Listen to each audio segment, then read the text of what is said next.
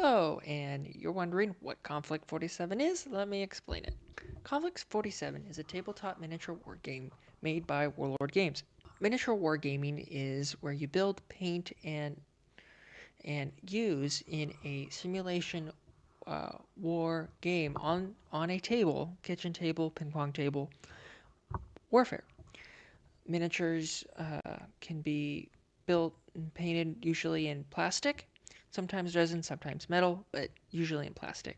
You simulate warfare through rolling d6 dice, think Monopoly, Risk.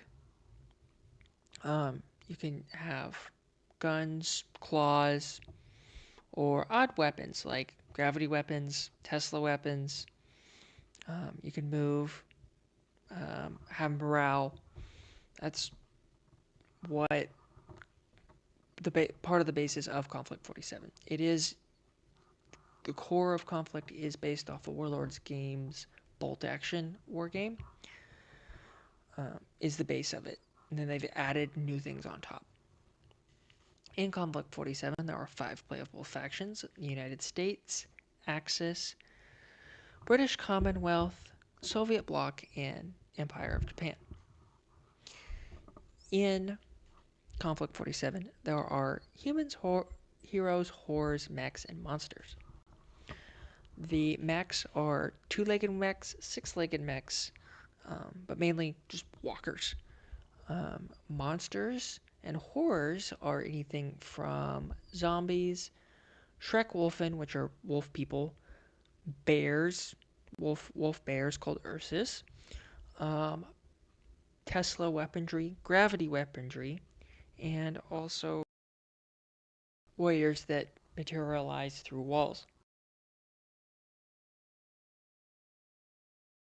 Heroes can be rift enhanced humans or just plain humans. If you're attacking Shrek Wolf and say the wolf people on the right in melee combat as a normal bolt bolt action rifle human, roll 1-6, roll a second 6, you can take down one of these things. So you can kind of have a normal guy be quote a hero through just action on the tabletop. There are specific units that are heroes. There's one that is like Captain America, another that is vampire like. This gives heroes the special abilities to interact on the tabletop through guts, luck, and rift mastery. Here is a short little lore primer. What is the rifts?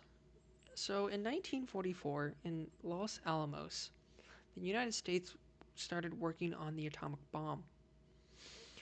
When they had dropped the atomic bomb, it opened the rift. But before they realized what the rift did, they decided to drop an atomic bomb on Dresden in 1944.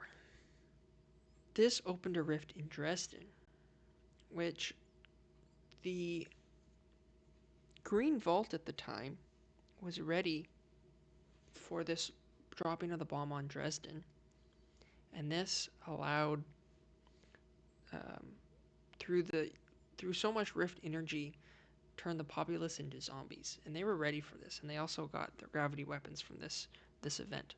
Then later on, through research from rift energy, we get Tesla cannons and other horrors, rift energy and technology like bipedal mechs and teleportation, stealth technology.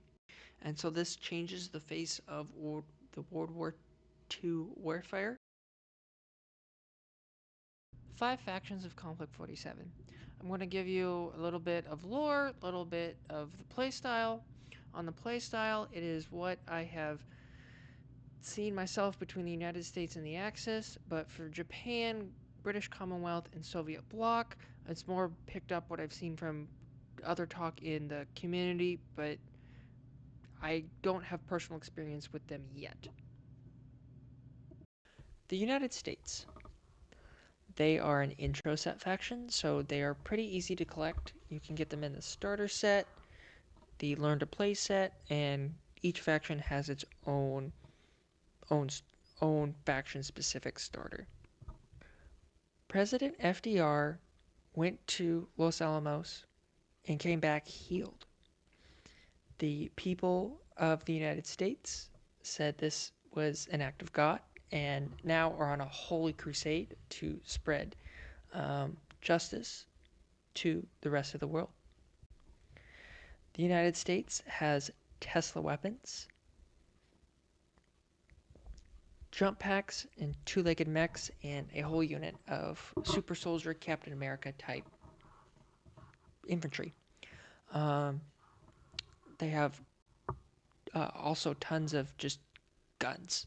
If you like 50 cals, just tons of firepower. They're also very mobile and fast, and have walkers for any situation you need. The Axis.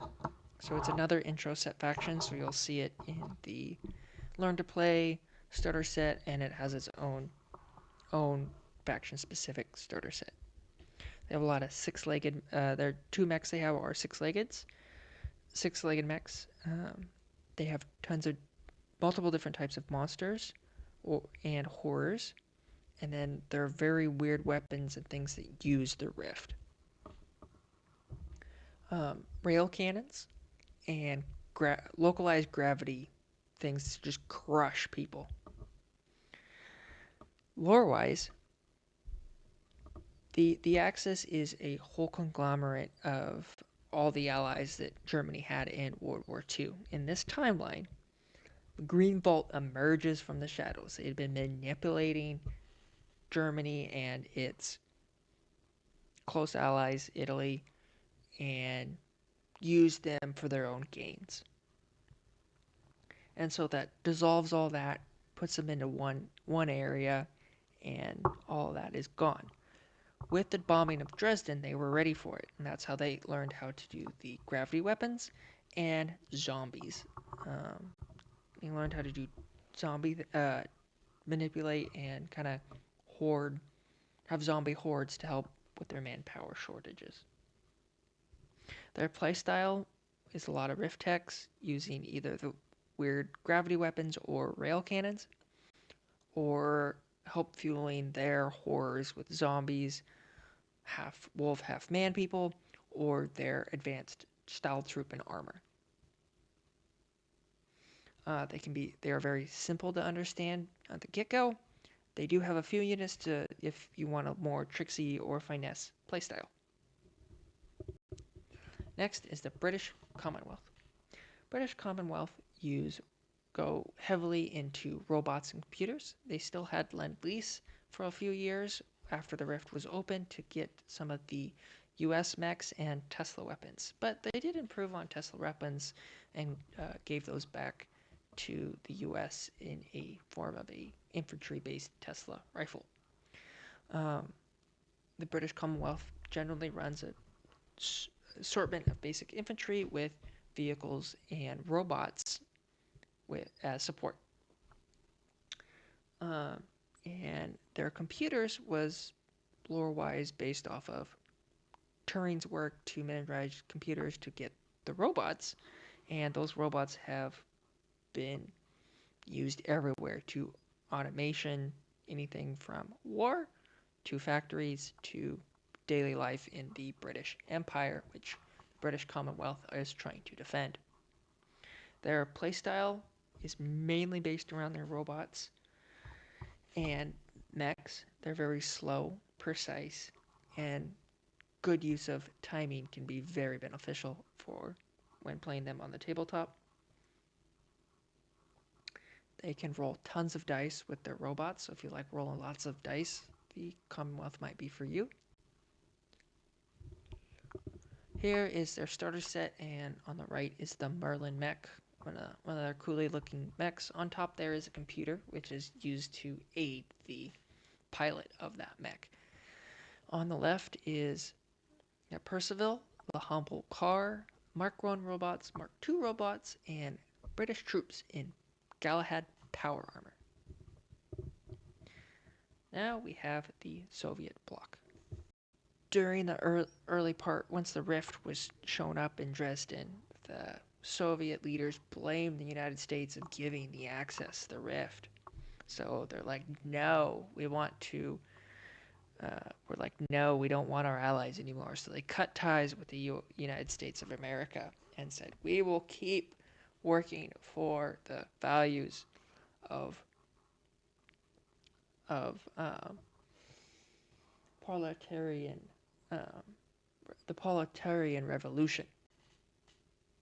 So they did not have a rift of their own. So spies got the information they needed, and out of that came Ursus, which are bioweapon bear people, and Moaz Ghul, or terror troops with antifreeze in their blood that are so cold on contact they make a mist around them.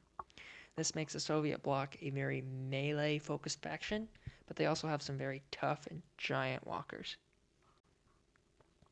Um, they also use sound waves to crush buildings and cause terror on the battlefield. Either mounting it on old tank chassis or having some portable versions with the Daughters of the Motherland. Here we see some Soviet bloc troops defending a city. You see two giant walkers in this photo. In front of the walker on the right is the Daughters of the Motherland. See some power armor, which Soviets just cobbled together. And just behind power armor on the left, you see one of their ZP tanks. For the Soviet bloc in its current form, there is no Soviet starter set as there was manufacturing issues in their starter set and they tried to fix them, but they had to sadly release a statement saying that it was getting harder to try and fulfill their pre-orders. They did find another way to fulfill those pre-orders that the Soviet bloc starter had based on a roadmap. Uh, their goal is to have have a plastic roadmap, and in that is the units for the Soviet bloc starter. I highlighted them here, but I will put a link in the description for that roadmap. But I don't want you to get all excited for this faction and then find out there's no starter set. The Empire of Japan.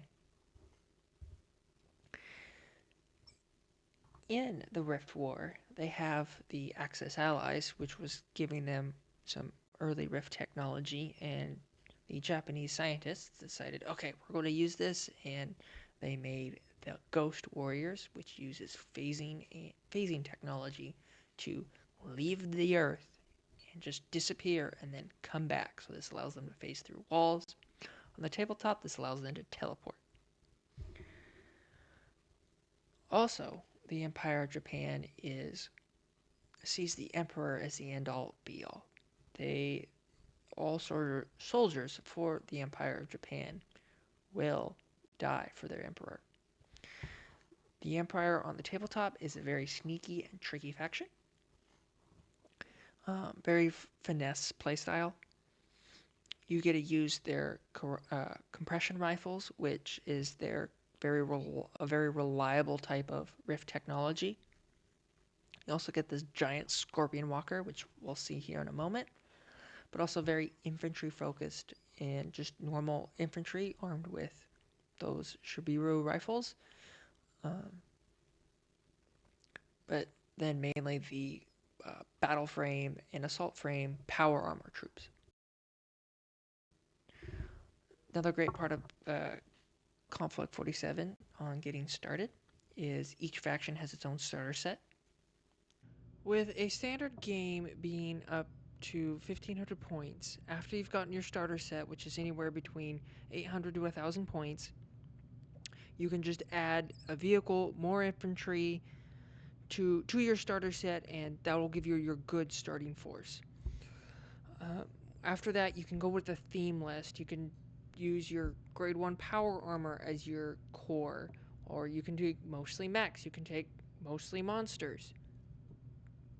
Even though you can go with a list that has a bit more theme, Still good to have a good mixture of infantry to take objectives or hold points, and some anti-armor possibilities, whether it is with a AT gun or monsters that can take on vehicles or other infantry, or actual vehicles that can take on other vehicles.